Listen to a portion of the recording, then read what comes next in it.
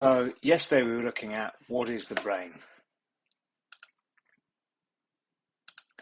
and the summary of which I got to was that the brain is made up largely of neurons. But on further research today, it would be probably more accurate to say that the brain is made up of neurons and glial cells, both being defined as nerve-related or nerve cells. Difference between the two: neurons, they're the ones that you may well have heard on. They're the ones that are responsible for the communication of messages to and from the brain. The glial cells, on the other hand, without the glial cells, the neurons themselves cannot operate. So probably the most significant one, both in terms of number and function, are astrocytes. They actually helped bind the neurons together to create the structure that we see.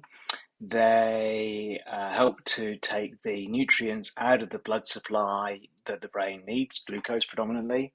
They help to reinforce the blood-brain barrier by helping to close the holes in the blood tissue to prevent certain nutrients coming back. They also remove waste products like potassium and so on and so forth that may be produced as a result of neurons doing what they do.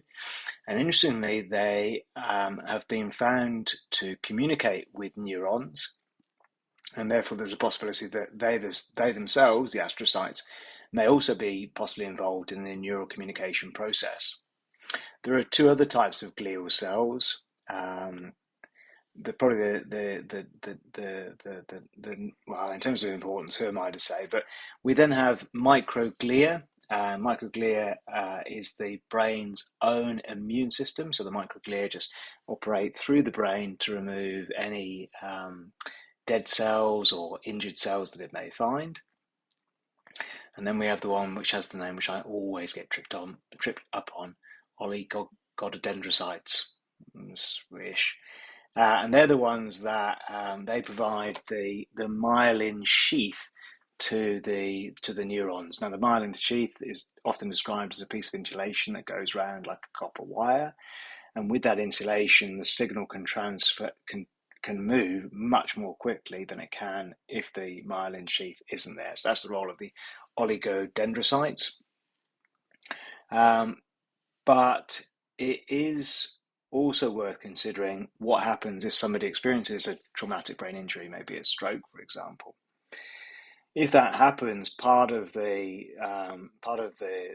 neurons are destroyed either through the lack of blood supply or through the damage through the blood in the brain pressing on them. And the microglia go to work in terms of clearing up all the damage that's occurred. But at the same time, to reinforce the microglia, the astrocytes arrive as well, and they provide a protective layer over the area that's being damaged, which is obviously useful in itself. But then subsequently, that layer ends up causing a scar. And the reason why that's relevant is that, as far as I know, we know that we don't have, as we become adults, and I would have to clarify what age, but we don't have a great deal of neuronal regeneration. We don't have the creation of new neurons. So if somebody experiences some sort of traumatic brain injury, then because those new neurons don't grow, the existing neurons have to find a way to communicate with each other. Now, ideally, they would go through that scar, because that just means that the process is very similar to what it was before. But unfortunately, that scar is largely impenetrable, and as a result of which, the neurons then have to go around it to find different ways to communicate, which is where the challenge in terms of assisting with somebody with a TBI can occur.